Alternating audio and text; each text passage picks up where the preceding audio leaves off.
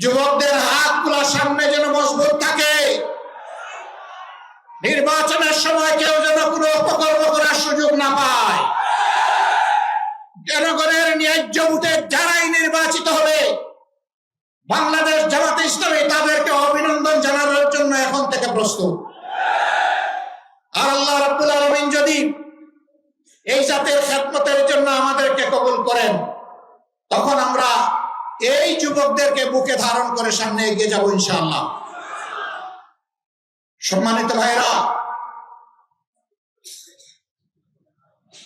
আমরা এমন একটি সমাজের স্বপ্ন দেখি,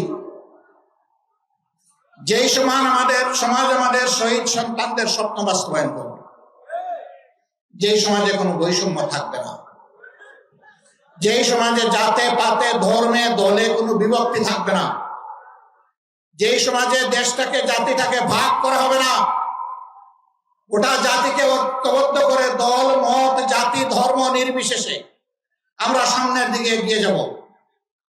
যারা সংখ্যালঘু নির্যাতন বলে মায়া কান্না করেছিল, আমি মহান রবকে সাক্ষী রেখে বলছি, সংখ্যালঘুদের সম্পদ এরাই ডাকাতি করেছে।